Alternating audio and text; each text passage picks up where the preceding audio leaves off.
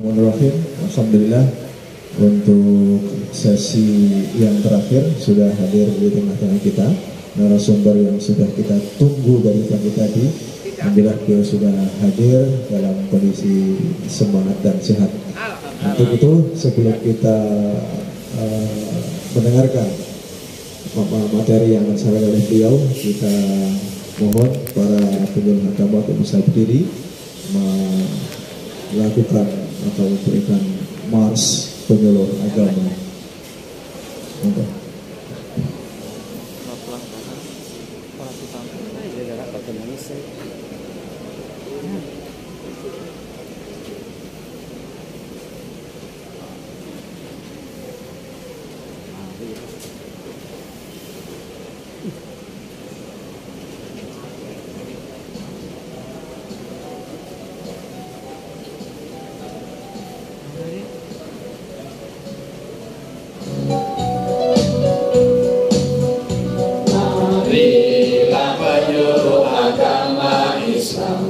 Bersatu berjuang bersama berdasarkan Al-Quran dan tuntunan Sunnah, membimbing umat untuk mencapai hidayah. Marilah penyuluh agama Islam bersatu berdakwah bersama demi kebenaran, raih kebajikan, tegakkanlah aman ma'ruf nahi mungkar. Jadikanlah masyarakat Indonesia baldatun thayyibatun wa rabbun ghafur, masyarakat bahagia dunia dan akhirat. Hidup jayalah penyuluh kita, hidup jayalah penyuluh kita.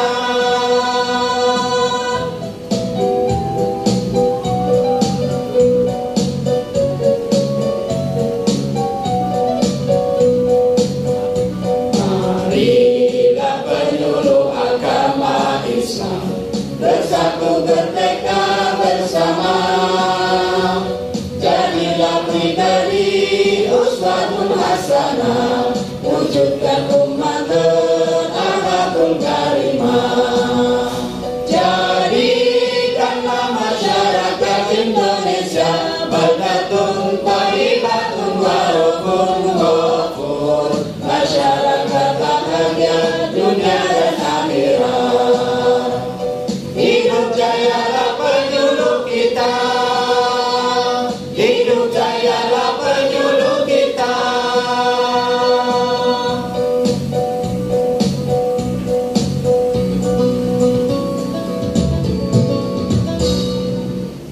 Baik, silakan duduk kembali.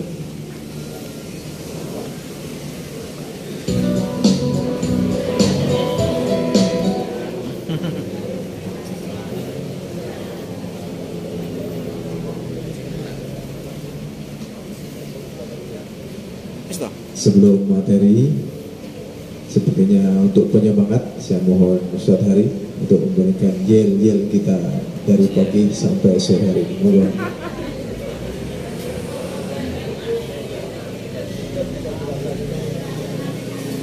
Kaswot setuju berdiri. Boleh mana. Siap. Oke, kita sambut buat Bapak Kanwil kita. Semoga menambah berkah dan semangat kita semua. Siap? Siap. Siapa kita? Penyuluh Agama Islam Kabupaten Karanganyar. Penyuluh Agama Islam Kabupaten Karanganyar. Umat sejahtera.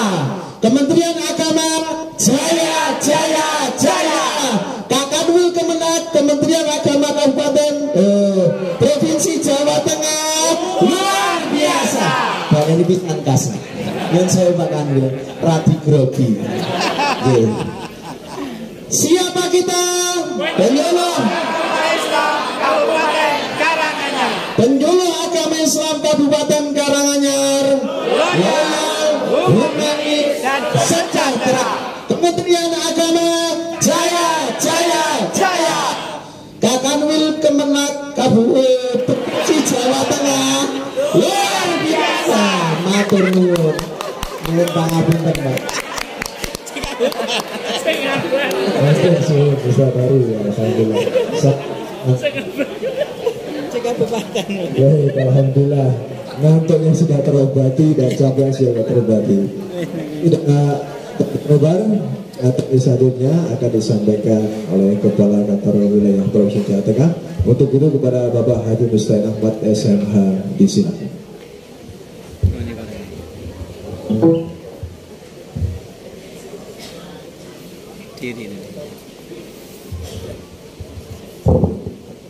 Assalamualaikum warahmatullahi wabarakatuh. Waalaikumsalam warahmatullahi wabarakatuh. Bismillah, alhamdulillah, syukrulillah, assalatu wassalamu ala rasulillah wa ala alihi wa ashabihi wa mawalah la hawla wa la quwata illa billah. Yang saya hormati Kepala Kantor Kementerian Agama Kabupaten Karanganyar, Pak Haji Harso. Yang saya hormati Kasih Bimas Islam, Pak Haji Ruslan, sahabat-sahabat semua, para penyuluh se-Kabupaten Karanganyar, semuanya yang saya hormati, saya cintai, saya banggakan. Alhamdulillah kita sore hari ini bertemu. Saya mohon maaf karena jam 1 baru bisa keluar dari acara di Nogosari, Boyolali bersama Pak Danrem di salah satu pesantren di sana.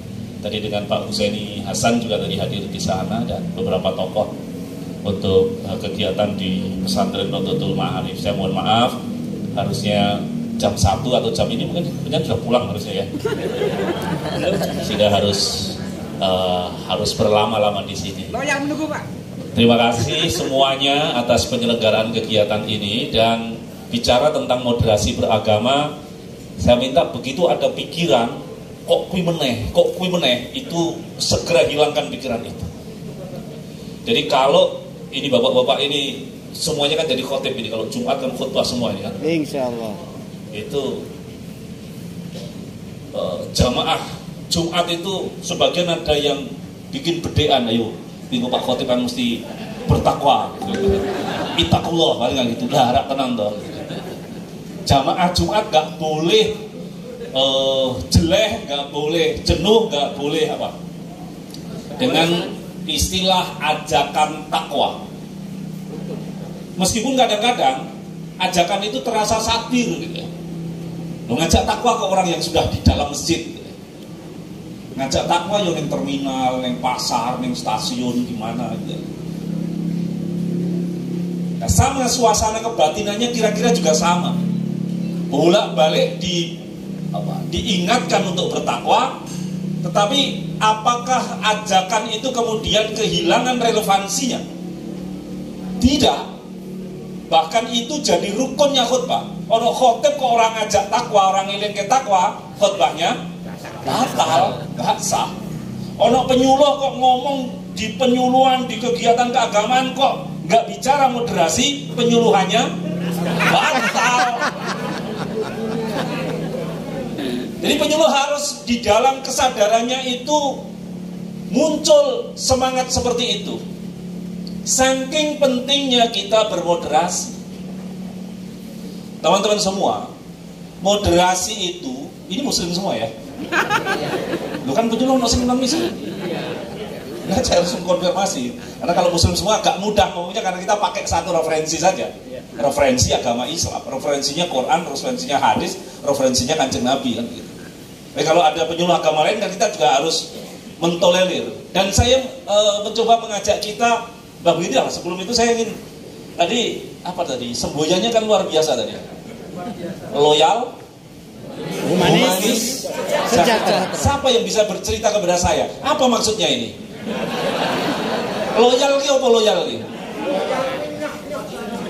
Yo loyal ki? Cinta.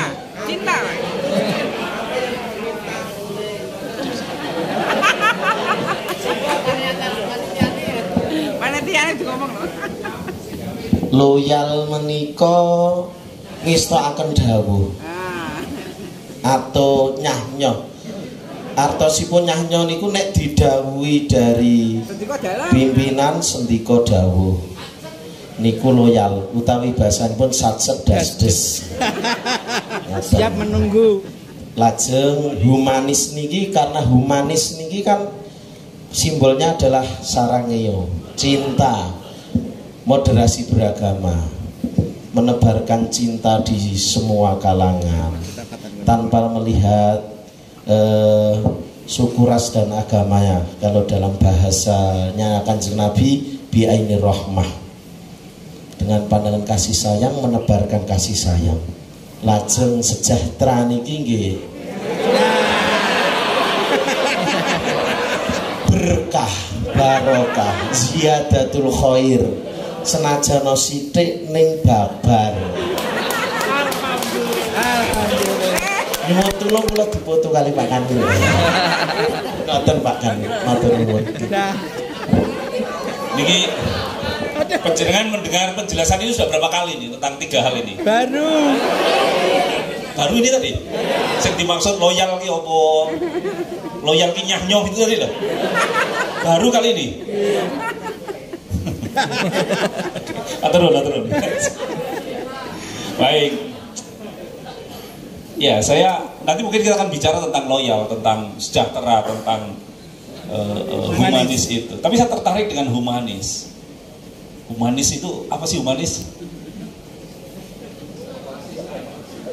Manusiawi ya. Humanis itu manusiawi yang melihat orang sebagai orang, manusia sebagai manusia. Ya tepo sliro, ya tepo liyo.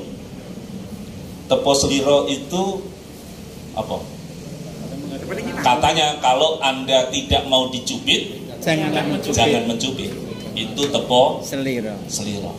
Tepo liyo itu ada, kita kadang nggak suka dicubit, tapi dia suka dicubit. Jadi bukan berarti yang kita suka orang lain mesti suka, atau sebaliknya, tidak mesti kalau kita tidak suka orang lain juga tidak suka. Maka kita perlu mengenali orang lain agar kita bisa tepat memperlakukan. Di dalam dalil kerukunan, dalil moderasi itu kan salah satunya kan inna khalaqnakum min zakarin wa unsa wa ja'alnakum syu'uban wa qabaila lita'arufu. Apa lita'arufu? Saling mengenal.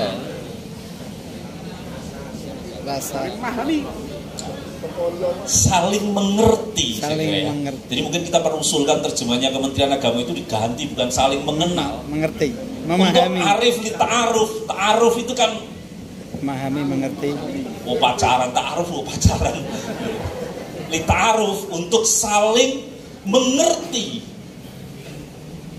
Ada orang yang kadang-kadang menyukai apa yang kita tidak suka, atau sebaliknya tidak suka dengan apa yang kita suka. Humanis. Nah, salah satu praktek humanis itu kalau penjenengan memimpin doa, saya minta ini dibiasakan di seluruh Jawa Tengah, siapa saja termasuk Pak Kasih, Pak Kepala, kalau memimpin doa, sebenarnya humanis itu kebenaran akan berhias kebaikan kalau di dalamnya dibungkus dengan humanisme itu. Benar gak orang di luar Islam itu orang kafir? Benar gak orang di luar Islam tidak menganut agama Islam itu kafir? Benar. Berarti di luar kita, di kanan kiri kita kan banyak orang di luar Islam kafir. Secara syariat. Iya, kafir berarti jadi kafir. Mereka menolak atau tidak menerima kebenaran ajaran agama Islam. Terus penjenengan diminta dalam satu acara memimpin doa. Terus penjenengan mengatakan doa akan saya pimpin menurut agama Islam. Bagi bapak ibu yang kafir silahkan berdoa. Tidak. Lo jari di luar Islam kafir. Jadi sesuatu yang benar tidak jadi kebaikan ketika tidak dibungkus dengan humanisme. Ini tadi jargonnya dengan humanisme itu adalah memperlakukan. Iya benar, bagi saya orang di luar Islam kafir. Tapi bagi mereka, kita ini di luar agama mereka, kita ini yang menurut konsep mereka. Maka kita biasakan di tempat yang berbineka ini, di negeri yang majmuk ini, di mana nilai-nilai agama menjadi fondasi penting bagi hidup berbangsa. Siapapun dia, apapun keyakinan agamanya, orang Indonesia ternyata meyakini ada Tuhan pencipta alam semesta ini, pengatur kehidupan jagat raya ini.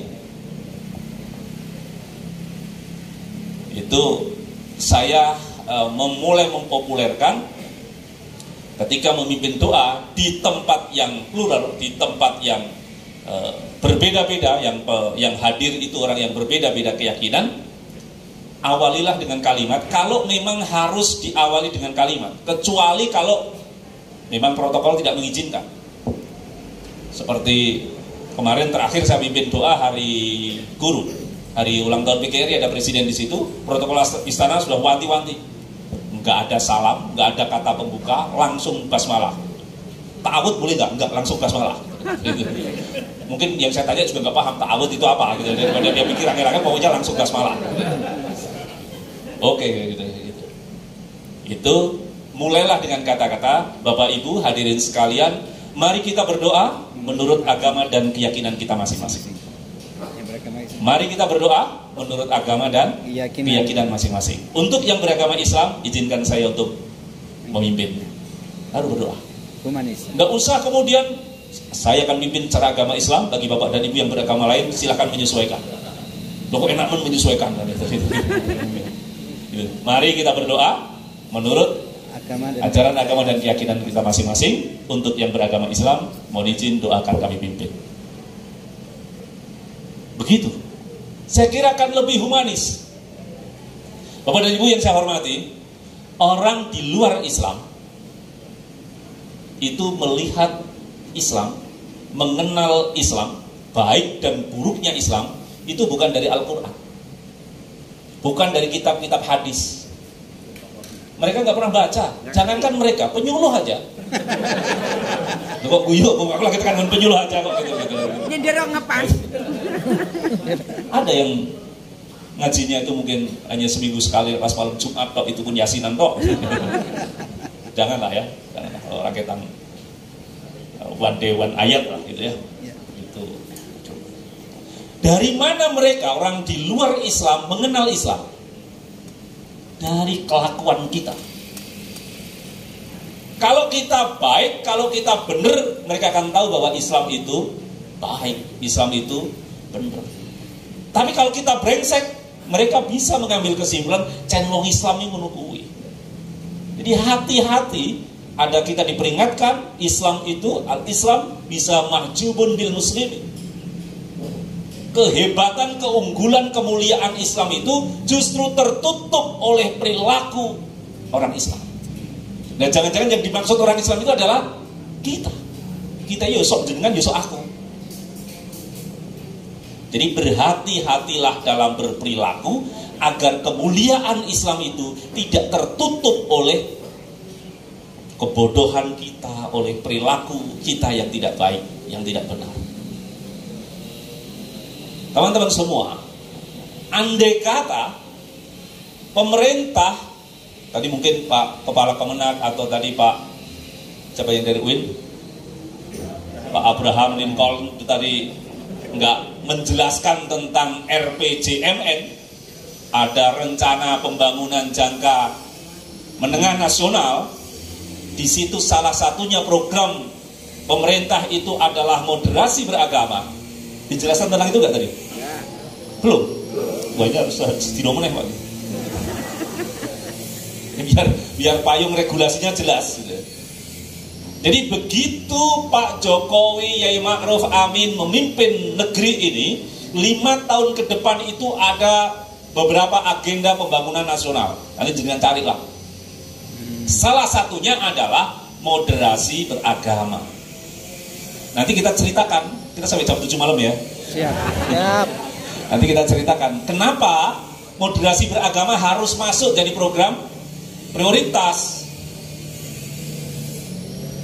Tapi saya ingin memutusnya di situ saja, di situ dulu. Andai kata pemerintah itu nggak ada program kayak begitu, sesungguhnya bagi kita umat Islam, apalagi guru-guru agama ini, penganjur-penganjur agama, pendakwah, mubalik hot ini,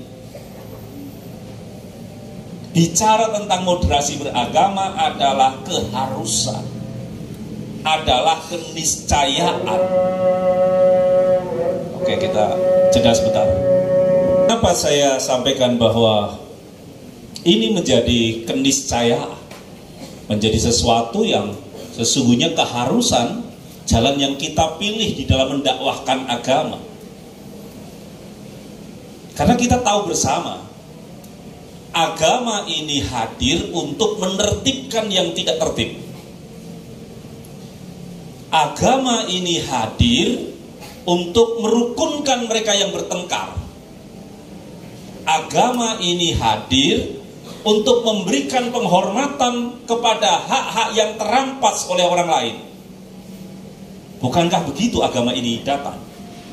Sehingga meskipun sudah lebih dari 500 tahun orang hidup di dalam dunia peradaban, kalau 1 Masehi itu dihitung sebagai awal manusia mengenal peradaban, dan kemudian sekitar tahun 600-an Masehi, Kanjeng Nabi mulai mewartakan risalah kenabian, risalah Islamiyah ini, maka sesungguhnya sudah cukup lama manusia belajar tentang peradaban, bagaimana hidup yang beradab itu. Toh ahli sejarah, terutama sejarah Islam, semuanya sepakat kehidupan ketika agama ini datang, peradaban itu disebut sebagai peradaban yang jahil, disebut sebagai zaman jahiliyah. Dalam konteks itu agama hadir agar manusia sebaik-baik ciptaan ini yang diberi karunia akal, diberi karunia hati nurani oleh Allah ini, terbimbing dalam kehidupan yang baik. Maka didatangkanlah ajaran agama itu untuk membimbing manusia itu agar dia menjadi komunitas yang beradab, agar dia menjadi suatu kumpulan manusia yang memiliki nilai-nilai yang mulia. Sampai di titik ini jenengan sepaham nggak dengan saya? Ini tujuan agama. Nah, banyak di antara ayat-ayat yang penjenengan jauh lebih banyak hafalannya dari saya, antara lain menyebut tentang bagaimana masyarakat yang ideal itu. Kuntum khaira ummah itu yang seperti apa? Di salah satu yang menggambarkan kondisi umat yang dituju itu adalah apa yang disebut sebagai moderate community, ummatan wasatan. Ini Al-Quran, wa kadzalika ja'alnakum ummatan wasatan. Demikianlah dengan ajaran yang dibawa oleh Kanjeng Nabi Muhammad itu, agar kalian menjadi ummatan wasatan, masyarakat moderat, umat moderat, pribadi-pribadi yang moderat. Saya juga berharap panjenengan bisa membedakan mana itu moderat, mana itu modern. Nah, kadang-kadang orang bicara moderat yang dipikir modern. Modern itu kalau dulu nggak pakai mic, sekarang pakai mic, itu modern. Dulu kita minumnya pakai batok, sekarang pakai gelas, itu modern. Dulu nggak ada sorot-sorot begitu, sekarang ada sorot-sorot begitu, itu modern namanya gitu. Yang kita bicarakan itu moderat. Moderat itu wasatiyah, tawassut, tengah. Tengah itu ya nggak ke kanan, nggak ke kiri, nggak ke depan, nggak ke belakang. Tadi mungkin Pak Abraham juga menjelaskan bahwa tengah yang dimaksud itu bukan tengah begegek di tengah. Tengah yang kadang-kadang bergerak ke kanan-kanan sedikit, tengah yang kadang-kadang bergerak ke kiri-kiri sedikit. Pak Abraham jelaskan tentang itu nggak tadi? Enggak? Belum? Berarti tambah hari lagi gitu. Jadi saya memahami ini, Pak Wiyarso kemarin di yang Bandungan itu berapa lama itu ya? 7 hari, 10 hari? 5 hari ya, untuk moderasi itu ya. Moderasi, karena Pak Wiyarso butuh 5 hari untuk memahami moderasi beragama. Saya 10 hari di Jakarta, nggak boleh pulang-pulang gitu. Jadi kalau ini sehari saja bisa paham, itu berarti yo dunia. Jadi ya Pak. Harusnya dibuat program 10 hari, biar nggak dibawa kemana-mana. Moderasi ini, moderasi seolah-olah pendangkalan agama, moderasi ini paham baru dalam beragama. Enggak, moderasi ini Qur'ani. Landasannya gon Qur'an ono gitu. Jadi umat yang moderat. Nah bahasa Inggrisnya wasatiyah apa orang moderat? Sampai terjemahkan wong nih. Balance.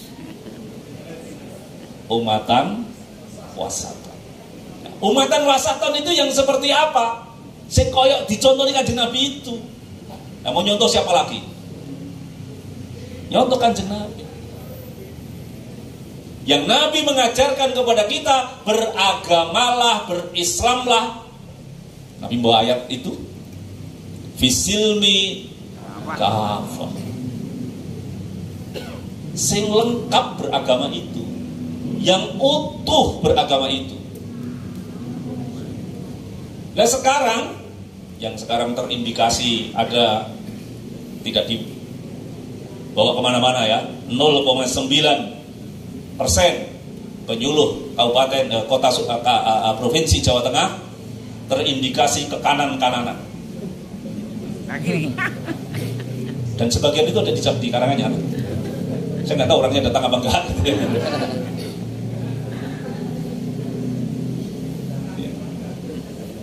Jadi, ayo kita pahami dulu, beragama yang utuh, yang kafah. Karena sekarang ini, belakangan itu kira-kira 20 tahun terakhir inilah, kira-kira begitu. Penyiaran agama itu menjadi gaduh disebabkan 2 hal. Jadi dulu orang ngaji, orang dulu belajar agama itu asik. Orang bar ngaji itu onone seneng, onone tenang gitu. Lah sekarang ada orang habis ngaji kok pengen ngamuk aja gitu loh. Cen kae nganyel ki, cen kae itu, cen kae kudu dian. Iki kenapa bisa jadi seperti ini? Jadi agama yang tadi hadirnya untuk menyejukkan, mendamaikan, merukunkan, membangun optimisme. Kok iso dalam 20 tahun terakhir ini agama kemudian, ya tidak semua, di beberapa titik itu justru tampil dalam hal yang sebaliknya. Jadi habis ngurungoke ceramah agama itu kan kudu muring gitu. Jos. Jadi misalnya dalil itu sekualik-walik. Apa itu tanda-tanda munafik itu? Ayatul munafiki salah. Itu tidak untuk ke dirinya, tapi juga biji wong liya gitu.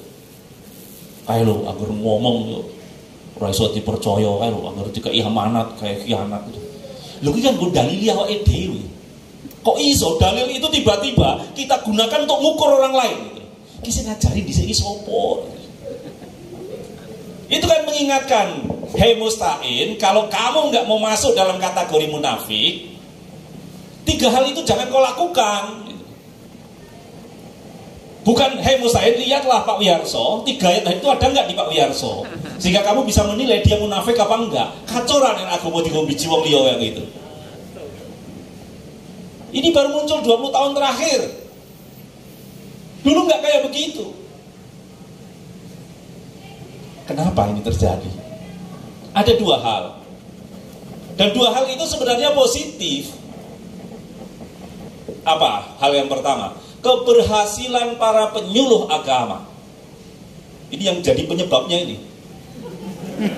Keberhasilan madrasah-madrasah kita, keberhasilan pesantren-pesantren kita, keberhasilan para mubaligh, para pendakwah, para dai-daiyah, keberhasilan mewartakan agama sehingga bangsa ini tumbuh kesadaran beragamanya dengan baik.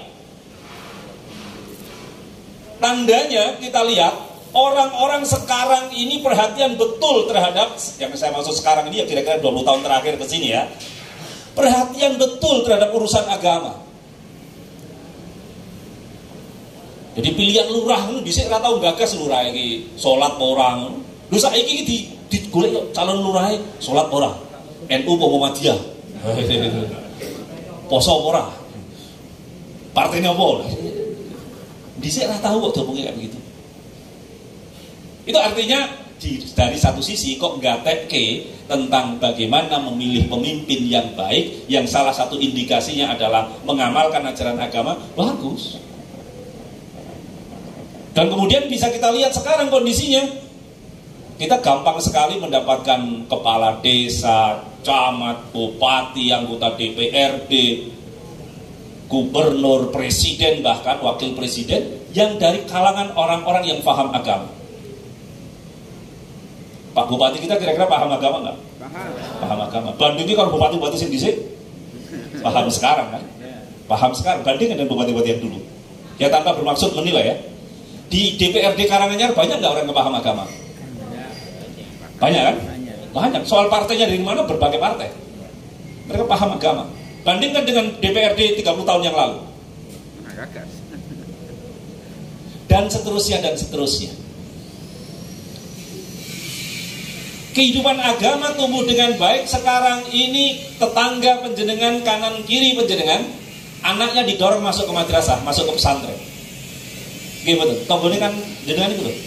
Padahal dia dulu nggak mau Pak Mas dimasukkan ke madrasah, apalagi ke pesantren. Tapi sekarang dia seperti memaksa-maksa anaknya masuk pesantren. Bangga ceritanya. Anak saya sekarang di pesantren sana, anak saya sekarang hafal 3 juz, hafal 30 juz, hafal juz 30. Ada kan di lingkungan kita. Itu keberhasilan siapa itu? Keberhasilan penjenengan, penyuluh. Ini yang terjadi. Pendek kata, kalau dalam istilah saya, masyarakat kita sekarang ini mengalami pubertas keagamaan. Paham ra paham agama, angger ngomong bab agama semangat. Jika dulu juga sudah sering saya contohkan, saya ceritakan ke penjenengan, betapa penjenengan menghabiskan banyak pulsa paket data hanya untuk berdiskusi sing bener ki nulis insya Allah nganggo SJ apa nganggo SH. Gitu kan? Bukan sampai wis kirim ning ping sapa-sapa ngono to, sing bener begini, alasannya begini ta? Insya Allah ki nganggo SJ atau SH gitu kan. Wis sing untung kira-kira sapa kira-kira? Sing mengambil keuntungan dari diskusi panjang dengan pulsa dan itu. Operator. Kira-kira duitnya mlebu ning Basnas apa ning MUI atau ning mana itu? Duit pulsa itu loh. Masuknya ke mana? Dibangun masjid atau membangun liane? Wah, akhirnya terus ya karena teman-teman saya insya Allah pakai H ya, saya sekarang pindah pakai H.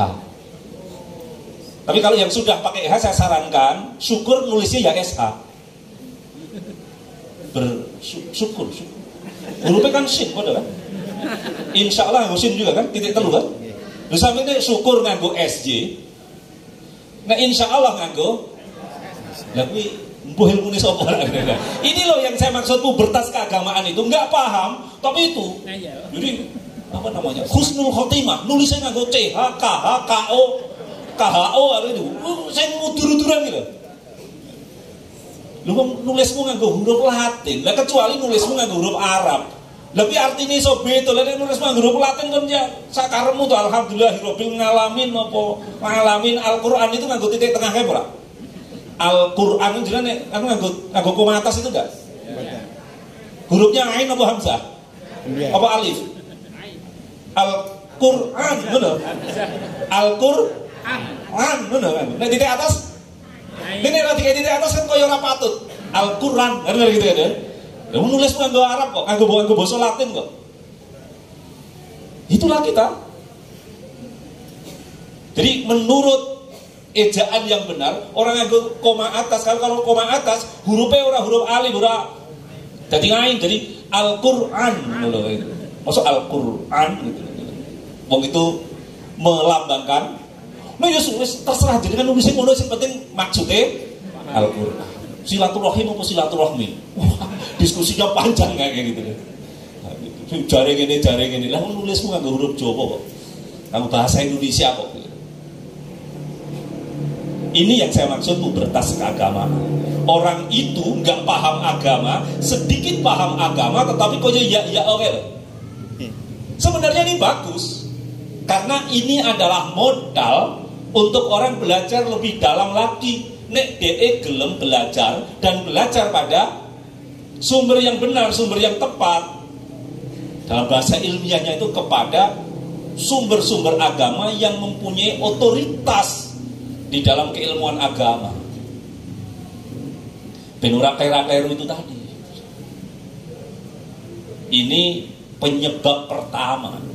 Kenapa orang yang seperti ini, masyarakat yang sedang tumbuh semangat keagamaannya ini, kemudian di ujungnya nanti bisa potensial menimbulkan kegaduhan? Karena orang ini ketemu dengan prestasi atau ketemu dengan kebaikan yang lain. Apa itu? Kemajuan IT dan keterbukaan informasi. Informasi sedemikian gampangnya. Jadi seolah-olah kita ini bisa belajar agama tanpa harus datang di majelis taklim. Belajar agama tanpa harus datang ke madrasah. Seolah-olah. Belajar agama tanpa harus datang kepada kiai, kepada ulama. Kita cukup tanya pada Google. Tanya pada IT. Di situ informasi sedemikian banyaknya, sedemikian terbukanya. Nah, perpaduan dua hal inilah Bapak dan Ibu yang menjadikan kemudian muncul kegaduhan. Orang yang bersemangat itu belajar agama tidak dari otoritas yang tepat. Jadi pernah nggak penjenengan kalau bepergian itu menggunakan petunjuknya Google itu? Pernah. Sampai di alamat? Sampai. Pernah tersesat? Pernah. Alami semua. Itulah ketika kita belajar bertanya pada yang tidak punya otoritas. Dan nek mung soal tersesat jalan dan kemudian bisa balik kanan, bisa ini, ya mungkin nggak masalah. Tapi ketika dia belajarnya ilmu agama, jadi siapapun kita yang belajar dari Google, yang pernah pakai Google Map dan Anda pernah tersesat, pernah salah jalan, belajar agama pun kalau hanya mengandalkan IT bisa tersesat. Dan yang terjadi sekarang begitu, wis tersesat ning ora sadar. Ini bahayanya. Kalau penjenengan tersesat secara fisik, itu menjadi ketemu, oh jalan buntu, lu jalannya garis apa, lu kok tekan kuburan gitu. Oh yang saya datangi itu kelurahan kok ini kuburan, salah jalan. Tapi ketika yang dituju itu adalah pemahaman, seringkali kita tidak sadar bahwa kita ada di jalan yang keliru, ada di jalan yang sesat. Nah, problem yang tadi, kalau yang pertama, ini adalah modal yang kalau kita belajar agama dengan baik, modal semangat yang sementara kita sebut sebagai pubertas itu akan menjadikan orang semakin paham dengan agama. Sementara yang ini, yang kemajuan IT ini, kira-kira seperti kita secara umum orang masuk ke Gunung Lawu, kira-kira begitulah. Jadi orang yang mau ke puncak Gunung Lawu, kalau dia ngerti jalurnya, yang meskipun cepat atau lambat, dia nanti akan sampai ke puncak. Tapi tidak setiap orang yang masuk ke Gunung Lawu dia berhasil naik ke puncak. Sama, IT ini kalau dibawa oleh ahlinya, dibawa oleh orang yang mengerti, maka IT ini akan membantu. Tetapi kalau yang masuk ini orang awam, orang yang nggak paham tentang Gunung Lawu, ya dia masuk ke dunia IT seperti masuk ke Gunung Lawu, tersesat. Bukan saja dia membahayakan dirinya sendiri, dia bisa membahayakan orang lain. Saking riuhnya rimba belantara Google dan sekitarnya itu. Ini yang terjadi. Maka begitu IT ini muncul, kesadaran agama ini muncul, penyuluh-penyuluh tambah pinter-pinter, penyuluh-penyuluh tambah hebat, guru agama dan sebagainya itu bacaannya apa, sumber referensinya tambah kuat. Tapi di luar panjenengan ada orang yang tersesat, ada orang yang keliru mengambil kesimpulan. Nah, karena seperti ini kondisinya, dan kita tidak boleh membiarkan satu orang saja untuk kemudian keliru di dalam memahami, mengamalkan, bahkan keberanian menganjurkan ajaran agama, maka perlu diambil sikap, perlu diambil strategi. Para ahli-ahli agama, guru-guru agama, para kiai, para nyai, mubaligh, ustadz-ustadzah ini perlu ada strategi. Gak mungkin kita membimbing orang satu persatu. Tapi orang komunitas itu bisa kita kasih pedoman. Iki nek ngene arahnya benar, nek ngene arahnya tidak benar, keliru. Sehingga dengan pemahaman yang baik ini, ketika dia berhadapan dengan informasi, maka dia bisa mengambil, memilih, memilah mana yang diikuti, mana yang tidak diikuti.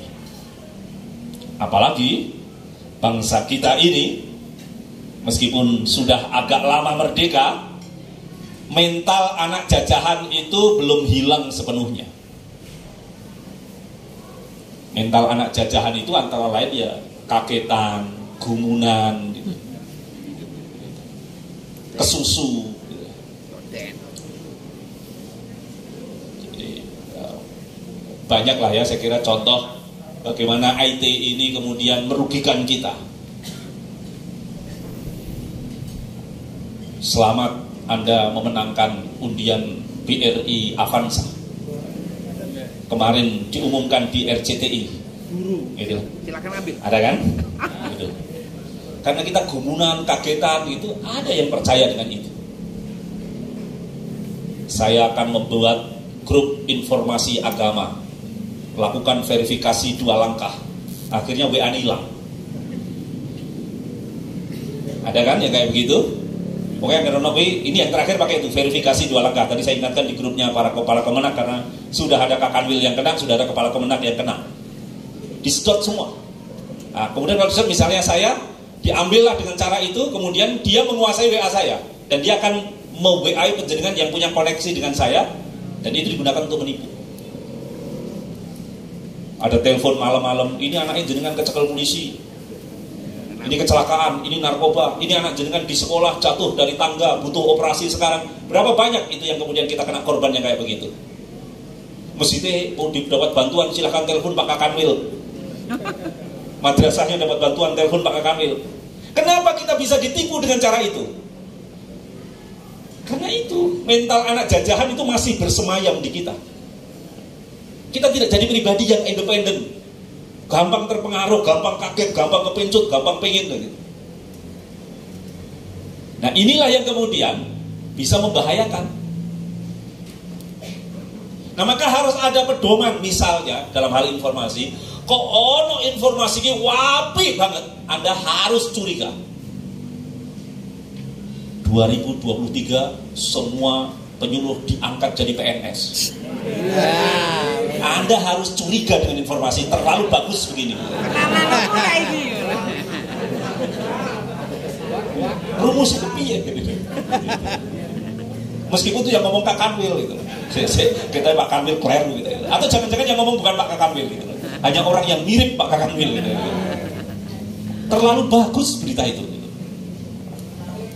Atau sebaliknya, karena ada indikasi sebagian penyuluh ini masuk jaringan Islam radikal, maka penyuluh se-Jawa Tengah diberhentikan semua. Terlalu buruk berita ini. Anda harus curiga dengan berita macam-macam begini. Termasuk yang itu tadi, ada kecelakaan, ada ini, ada hadiah, terlalu baik atau terlalu buruk. Nek kita memahami itu jadi pedoman, kita gak gampang kapusan, gak gampang keliru. Bisa jadi benar, bisa jadi tidak. Tapi ada cara untuk kita ngecek kebenaran itu. Lah gimana dengan beragama? Kira-kira bener apa orang? Nek nonton surbane ya koyo bener. Nek nonton ininya ya koyo iya gitu. Maka kembali ke esensinya tadi. Kira-kira ini mau mengajak kemana? Ibu bapak teman-teman yang saya hormati, panjenengan pernah ceramah tentang ini, bahwa menjelang akhir kenabian itu Nabi didatangi seseorang yang kemudian diberi penjelasan oleh Kanjeng Nabi, beliau ini malaikat. Datang kepada Nabi orang yang tidak terlihat bepergian dari jauh, dengkulnya mepet dengan dengkulnya Kanjeng Nabi dan bertanya, apa itu iman? Apa itu Islam? Apa itu ihsan? Jadi kalau beragama yang kafah, yang lengkap, ya 3 ini. Begitulah yang diajarkan oleh guru-guru ngaji kita, orang tua kita. Bahkan banyak masjid-masjid lama itu memakai atap 3 tingkat itu dikonotasikan ke situ. Iman, Islam, ihsan. Akidah, syariah, akhlak. Coba dengan GTG, yang mengaku kafah, baik itu yang kanan maupun yang kiri. Yang kanan itu biasanya tekstualis. Pokoknya teksnya bunyinya begitu. Ya harus seperti teksnya itu. Jadi teks misalnya, saya gak lupa teksnya, tapi saya kira ada yang masih hafal itu. Hadis yang melarang, hadis apa? Yang memberi panduan untuk bikin toilet. Ada itu ya? Itu menyebutnya gimana itu? Jangan menghadap ke timur. Jangan menghadap ke utara atau selatan. Coba jangan cek. Ada yang hafal kan? Ada. Ada yang hafal? Hafal bunyi hadisnya itu? Nggak ada ya. Itu. Padahal yang kita praktekkan justru toilet kita menghadap ke utara dan selatan. Kenapa?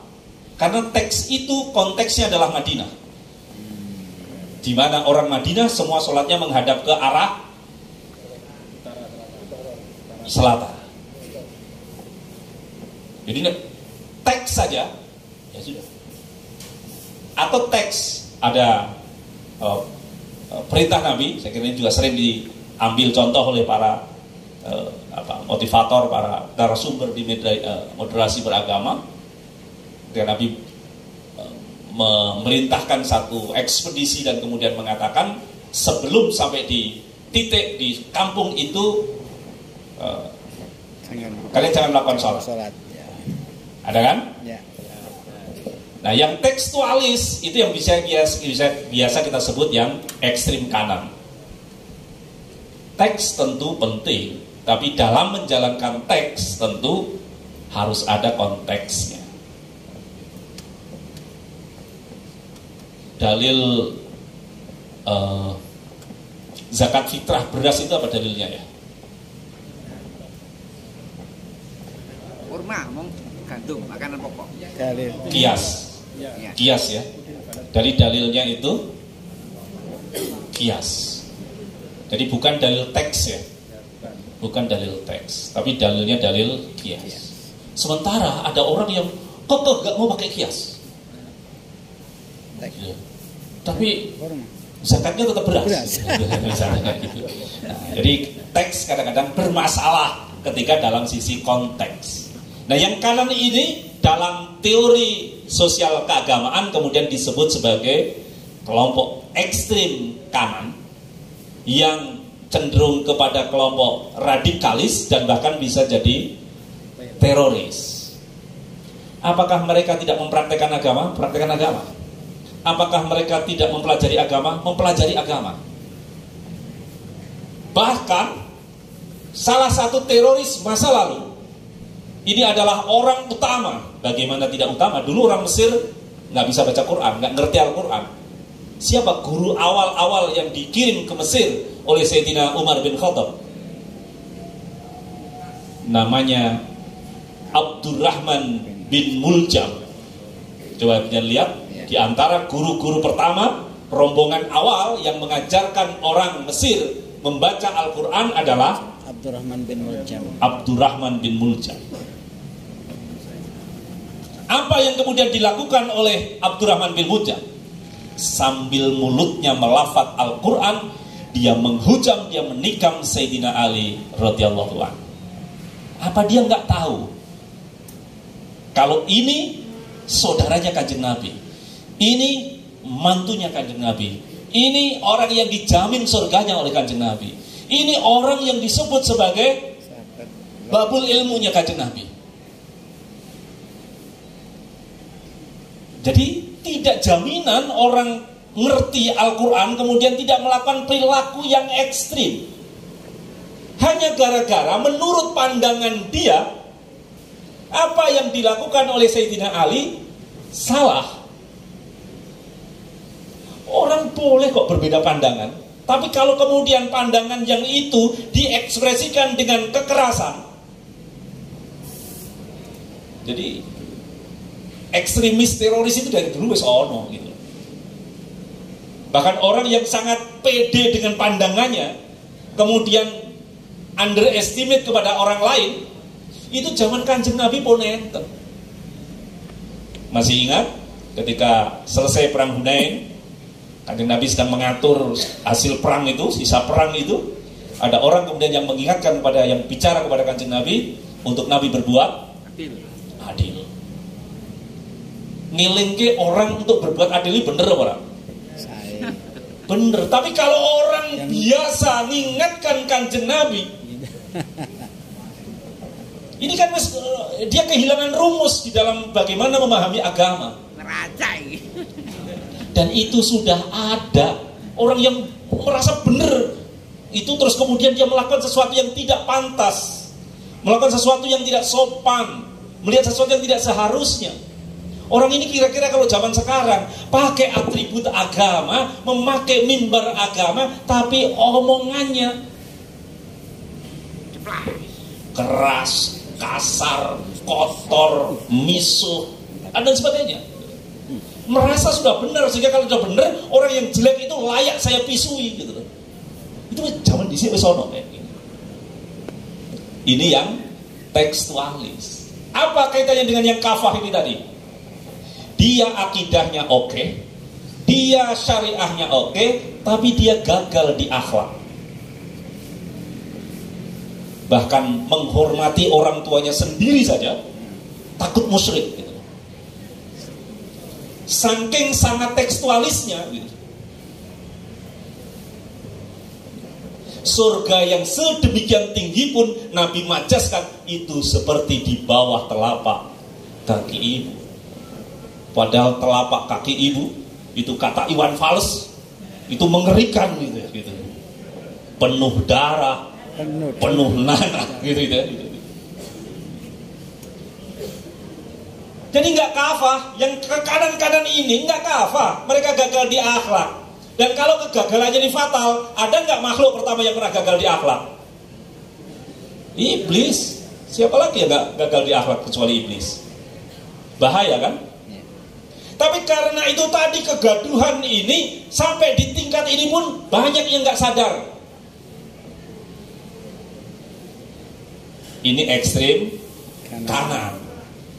Ada yang ekstrim kiri, liberalis, sekularis, bahkan jadi ateis, ngenteng ke agama. Ada nggak yang memahami agama karena sudah merasa akrab dengan Tuhan, akrab karo Gusti Allah, kemudian ngenteng ke hukum-hukum agama gitu? Ada. Jadi yang kita hadapi bukan hanya yang di kanan, tapi yang sangat kontekstual. Dalil itu diwalik-walik sak senenge dhewe gitu.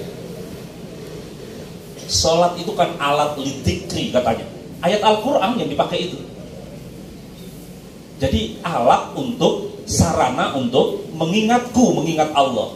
Nah kalau sudah sampai di alamat, maksud sampai nggak turun dari mobil, nggak turun dari kendaraan. Kalau sudah bisa mengingat Tuhan ya, sholat nggak penting lagi gitu. Kata ini Pak, kata yang ekstrim kiri, yang dipakai dalil, tapi dia menggunakannya secara tidak bertanggung jawab. Dalilnya Quran gitu. Dalilnya hadis. Innama bu'istu liutammima makarimal akhlak. Siapa yang membantah dalil ini? Oleh mereka yang kiri digunakan apa? Lah iya toh. Coba lihat. Nabi diutus untuk nyuruh orang sholat? Enggak. Nyuruh orang puasa? Enggak. Innama sesungguhnya tenan-tenin. Tidak. Dia bisa jelaskan dengan dalil agama. Diutus itu endingnya adalah untuk budi pekerti sing penting atau ngeleki wong. Apa neneng awakmu cendek, rada angel ngeleki wong.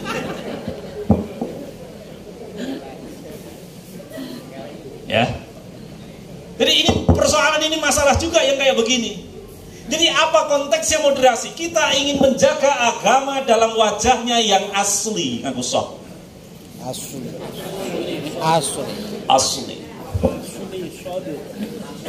SH atau SY bu. Yang asli. Enggak dibawa-bawa ke kanan, enggak dibawa-bawa ke kiri. Sebagaimana sebagai yang dicontohkan Kanjeng Nabi. Wahnya Kanjeng Nabi dalam konteks yang tadi disampaikan oleh Pak Wiharso, 4 indikator moderasi beragama sudah disampaikan belum? Sudah hafal semua ya. Sing dicontoh siapa? Kanjeng Nabi. Kanjeng Nabi cinta tanah air enggak? Cinta. Sangat mencintai tanah airnya. Tanah airnya siapa? Ya tanah airnya sendiri-sendiri. Bahkan Kanjeng Nabi ketika datang di Madinah, beliau berdoa untuk bisa mencintai Madinah sebagaimana Kanjeng Nabi mencintai Makkah. Lalu Nabi hijrah itu kira-kira selain soal ini perintah agama, kalau hanya nuruti semangat, itu kan kira-kira rasa hijrah mawon. Adep yae kok sok wedi. Oh nenek wis waktu itu Ki Zainuddin MZ almarhumah. Jadi kan beliau kan kalimatnya nyenengke itu. Musuh jangan dicari, ketemu musuh jangan lari. Jangan tak tirok gitu ya. Ya benar juga, tapi tidak 100% benar. Nabi hijrah kok. Apakah karena posisinya lemah? Ya, tidak. Oh, enggak. Atau paling tidak selemah yang kita kira. Wong di sebelahnya Nabi sudah ada Sayyidina Abu Bakar As-Siddiq. Orang sana yang salah satu orang yang ditakutikan Umayyah yang menyiksa Bilal. Yang tahu? Siapa yang membebaskan? Abu Bakar. Gitu. Kalau bukan Abu Bakar mungkin nggak akan dibebaskan kok itu. Tapi karena pekewohnya Umayyah pada Abu Bakar, mantan jaksa agung ahli hukum adat di Mekah waktu itu. Itu sudah bersama Nabi.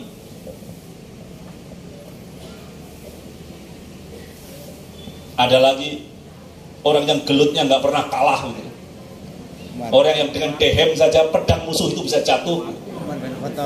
Yang diberi julukan singa padang pasir. Yang jin itu kalau ketemu dengan beliau pilih megok. Apalagi manusia. Siapa beliau? Umar bin Khattab. Ada di sebelah Nabi. Kalau soal logistik gak kurang-kurang. Siapa yang gak kenal Abdurrahman bin Auf, orang kaya yang kemudian hijrah ke Madinah itu? Siapa yang tidak kenal kedermawanan beliau? Ada lagi tokoh namanya Utsman bin Affan. Ada di sebelah Nabi. Belum lagi ada Kokam, ada Banser, ada Satgas ini, Satgas itu. Anak-anak muda yang waktu itu ada di sebelah Nabi. Macam-macam itu Nabi. Coba lihat sejarahnya kan begitu. Ada Zaid bin Harisah, ada Ali bin Abi Thalib. Anak-anak muda berpengaruh di situ. Bareng dengan Kanjeng Nabi kok. Sudah bareng dengan Kanjeng Nabi. Bahkan ketika hijrah, Sayyidina Ali yang menggantikan posisi Kanjeng Nabi di tempat tidurnya Kanjeng Nabi. Belum lagi orang-orang nekat yang gak punya perhitungan, gak punya takut. Buruh bersatu, tak bisa dikalahkan. Itu bareng karo Kanjeng Nabi. Bilal bin Rabah dan kawan-kawannya, para pekerja, para budak bersama Kanjeng Nabi. Nah kalau hanya pakai satu dalil iskariman al-mut syahidan, orang situ hijrah. Kenapa gak diajak perang saja? Toh kalau mati syahid. Karena Nabi tidak ingin tanah airnya jadi tempat pertumpahan darah. Nanti kita buktikan di cerita berikutnya. Ada banyak cerita, setidaknya ada 2-3 mengkonfirmasi cintanya Kanjeng Nabi kepada tanah air. Bagaimana Nabi memegangi komitmen kebersamaan. Kalau kita komitmen kebangsaan,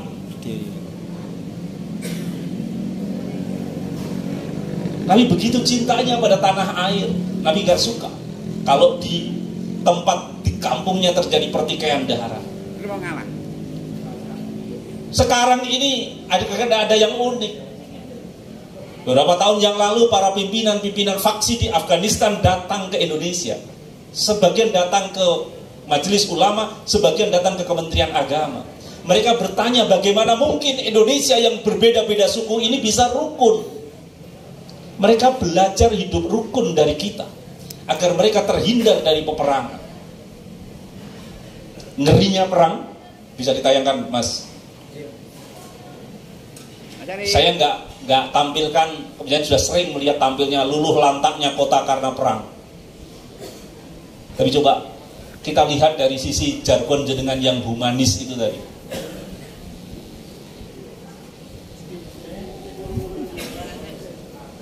Ready? Ayo ready? Aduh. Belum sejahtera. Sabar tuh.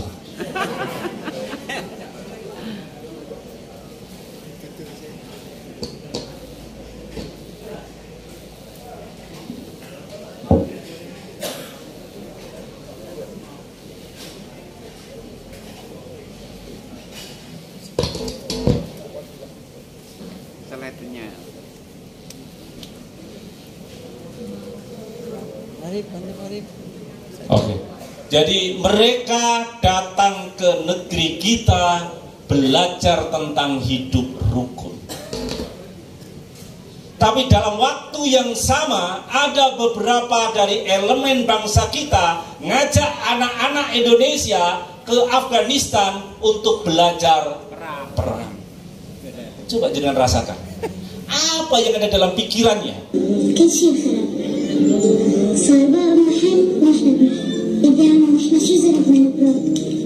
Kita yang nggak bisa baca saya bacakan, yang nggak bisa bahasa Arab saya terjemahkan. Balik dari awal. Volumenya dikecilkan aja, volumenya dikecilkan. Balik dari awal. Ini anak Arab korban perang, yang bapak-bapaknya meninggal tewas karena peperangan. Dia berkeluh kesah tentang kami tidak punya kayu bakar. Mereka kedinginan. Ayahku telah syahid, sebelum wafat beliau selalu menyiapkan kayu bakar. Beliau selalu memberikan kami dalam kehangatan saat ayah. Adapun sekarang semuanya hancur. Sekarang ayah di satu tempat dan kami ada di tempat yang lain. Apa dosa kami hingga kami harus merasakan kedinginan seperti ini? Tunjukkan anak-anak yang punya ayah bagaimana mereka hidup. Ini dan paman yang menyebut wawancara ini. Pernahkah sekali saja anakmu tidur dalam keadaan belum makan dan kedinginan? Jadi apa dosa kami? Setiap anak yang punya ayah bisa tidur dalam keadaan hangat.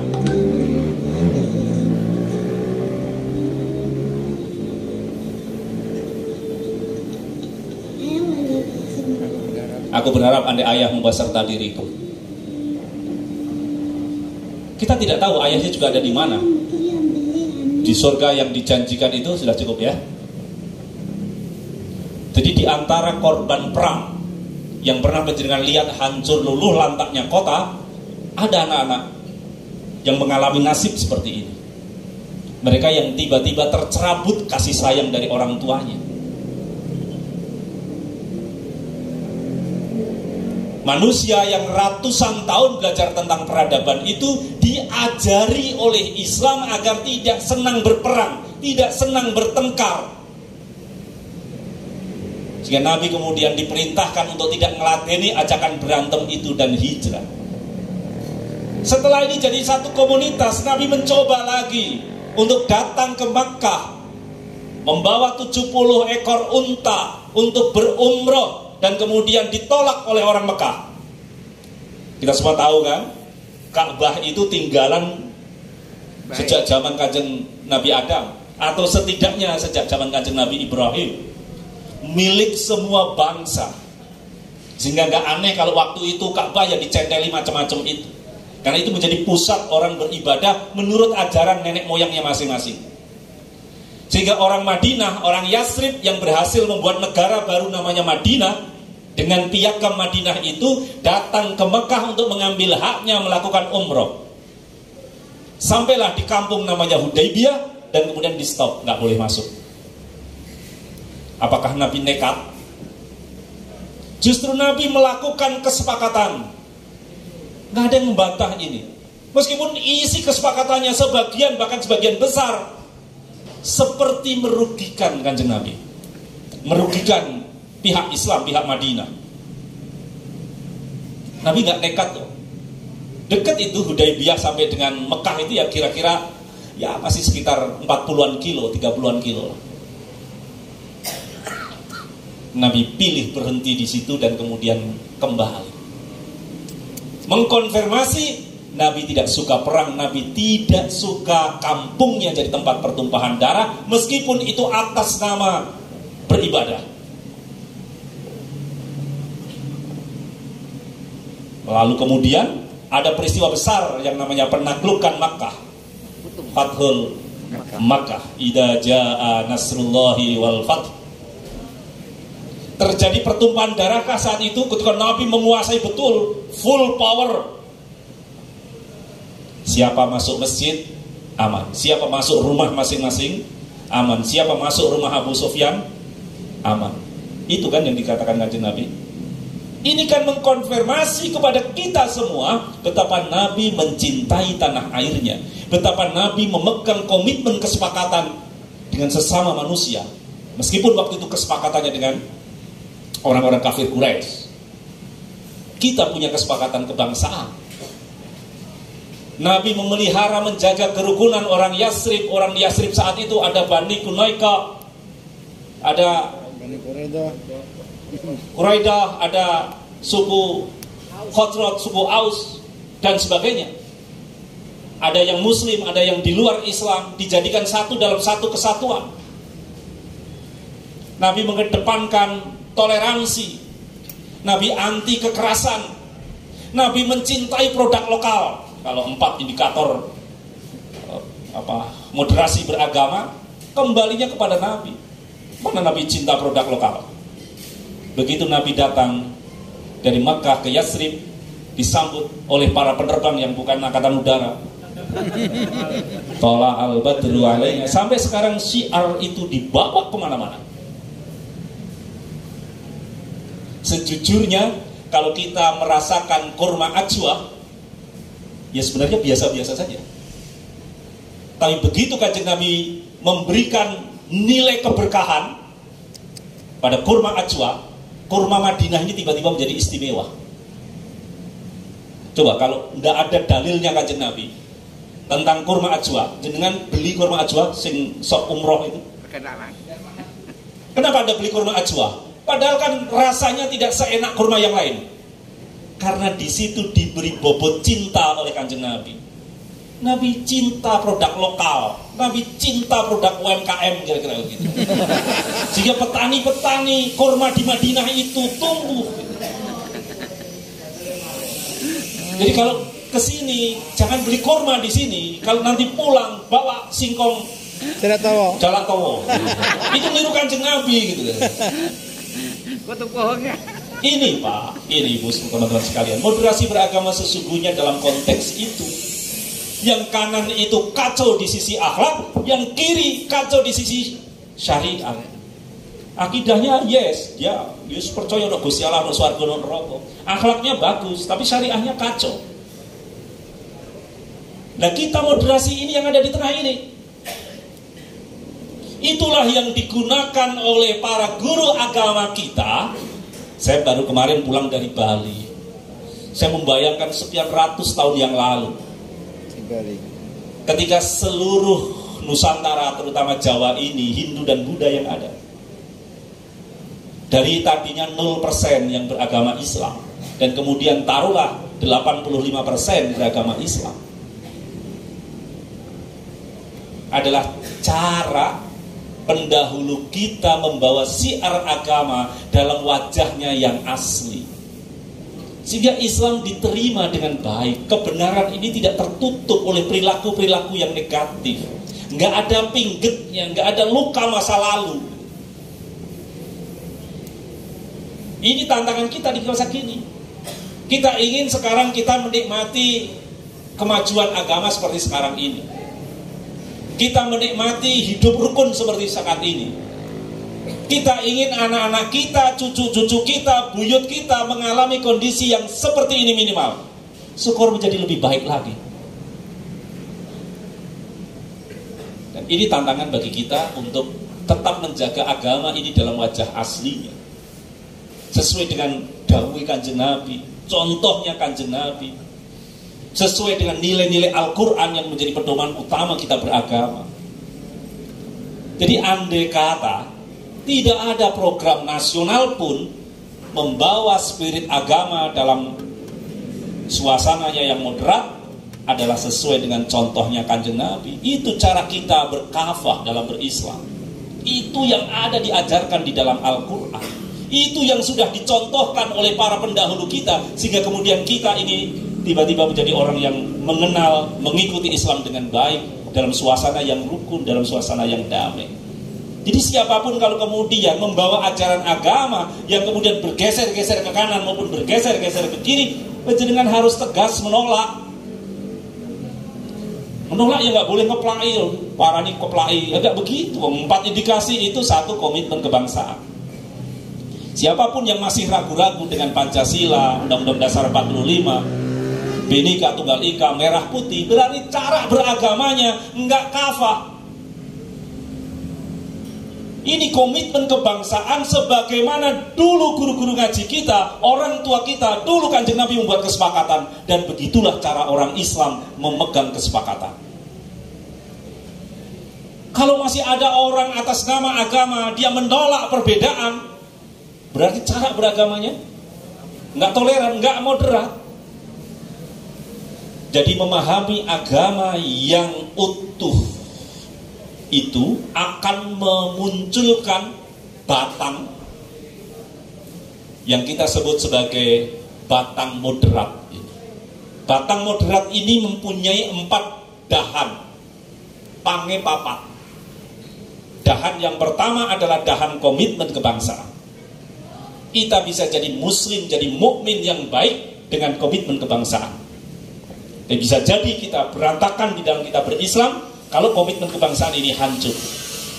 Bukan saja kita tidak bisa bekerja, tidak bisa belajar dengan baik, kalau komitmen kebangsaan ini hancur, kita bisa jadi kita tidak bisa beribadah dengan baik. Yang kedua, dahan yang kedua adalah toleransi. Bobotnya toleransi itu ada penghargaan, penghormatan kita kepada yang berbeda. Apa nek wis kabeh wong di luar Islam itu masuk Islam urusan selesai?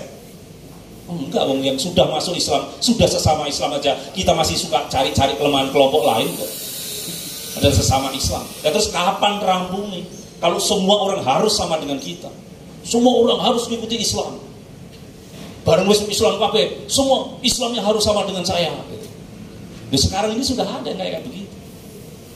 Dan siapapun pelakunya, dari organisasi apapun, nek cara mikirnya begitu, beragamanya nggak moderat. Artinya beragamanya orang Islam yang wasatiyah yang tadi. Dan yang ketiga, anti kekerasan. Baik itu kekerasan fisik, juga kekerasan verbal. Omongan, ucapan. Sudahlah, jadi mubalik-mubalighah itu rasa tiru-tiru liane. Pakai saja gayanya mubalik. Nah sekarang ada mubalik, gayanya tiru-tiru pemain apa? Penyiar bola. Bukan jamaah kan jadi ribet kan gitu.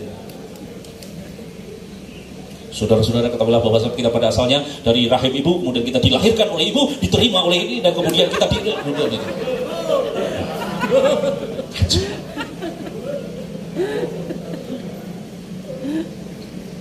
Jadi meskipun Pak Wiharso ini pembaca Al-Quran yang baik, tapi ketika melantunkan ayat Al-Quran pada saat ngimami sholat, nggak usah melantunkan sebagaimana qori yang sedang ada di mimbar tilawah.